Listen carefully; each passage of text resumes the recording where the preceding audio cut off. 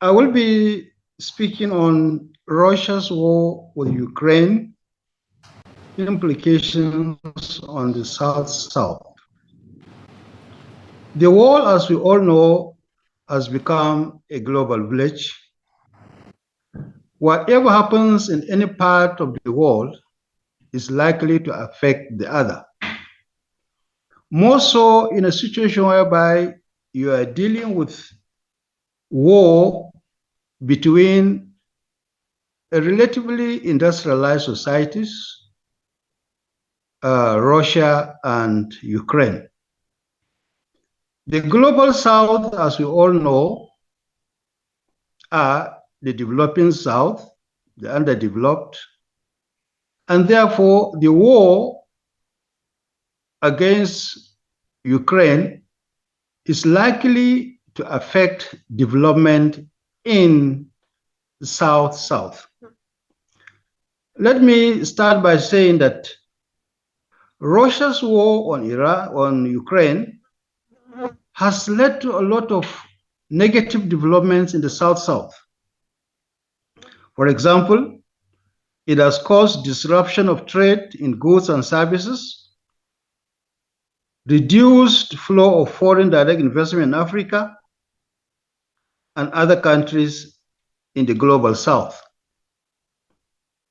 Furthermore, in spite of the fact that Africa's trade with Russia and Ukraine is not on the high side, however, some African countries depend on both Ukraine and Russia for some of their critical agricultural inputs like wheat, fertilizer, and steel. In 2001, for example, Kenya imported 30% of its wheat from Russia and Ukraine.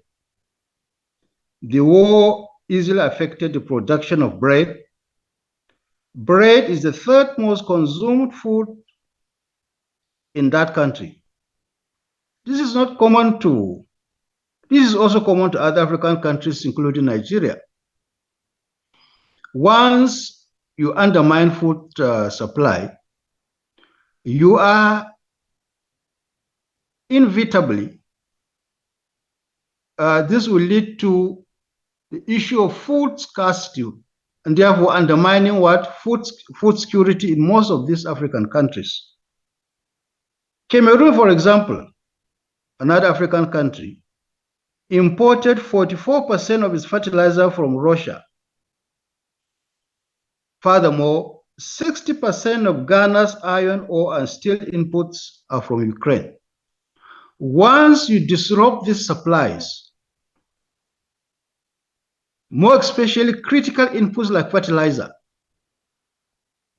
that would adversely affect food supply, food production, and food supplies in Africa. And you know what that means? It means that there will be starvation, people will not have access to nutritional feeding.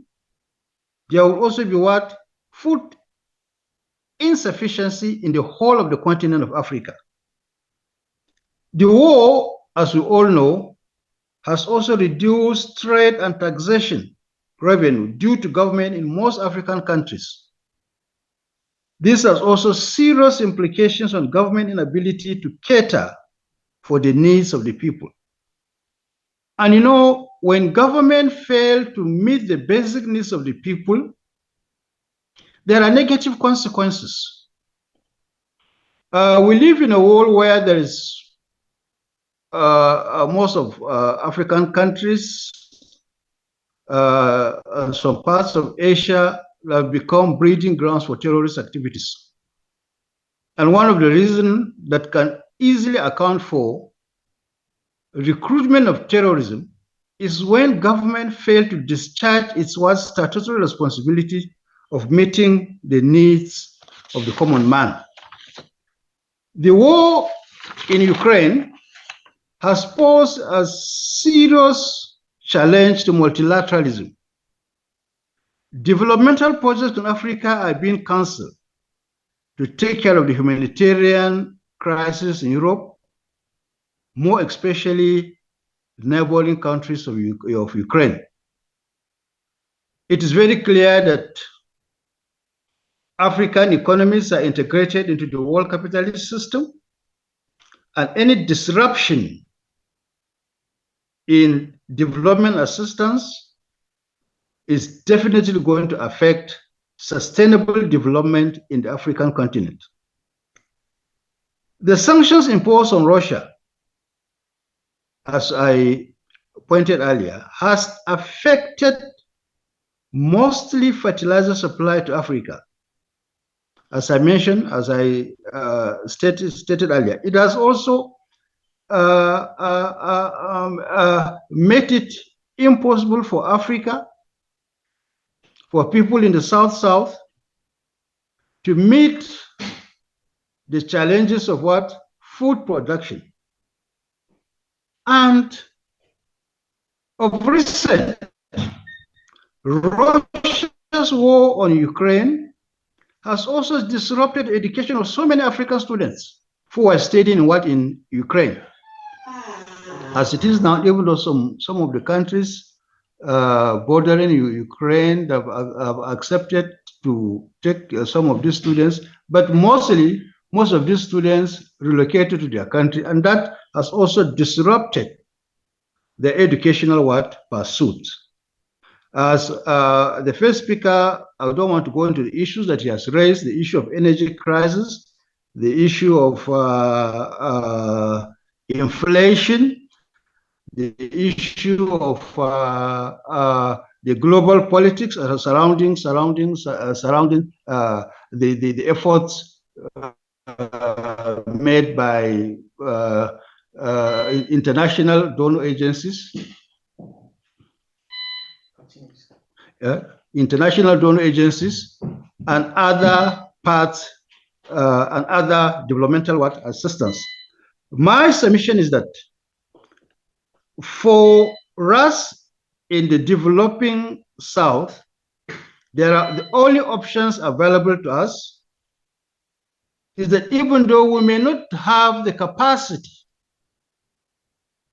to bring Russia and Ukraine to the negotiating table, even though of recent there were attempts made by some African countries to bring Russia and Ukraine to the negotiating table. Unfortunately, it was not is not yielding any desired result. I feel the option for us in the South is one, that there must be South-South cooperation. This will go a long way in making sure that we are less dependent on the industrialized countries in terms of our critical needs. I ask you to sum up in less than a minute, please.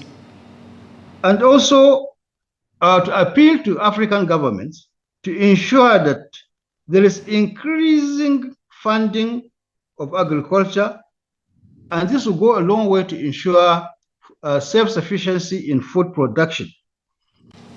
Therefore, another point that I want to stress is the issue of regional integration, more especially implementing the African Continental Free Trade Area. This will ensure cross-border trade that will lessen dependence on the developed world. So basically what I have laid much emphasis on the effects of this Russia's war on Ukraine on the developmental challenges of Africa and how it has impacted negatively on our development. It is an opportunity for Africans or for other countries in the South to take their destiny into their own hands and to ensure that they seize the opportunity to look inwards towards meeting their developmental challenges rather than waiting for developed countries of the world to meet their needs, more especially in terms of food production. Thank you, sir. Thank you very much indeed. I'm very grateful to you again. Some fantastic points, and I think each one of them deserves a great deal of thought.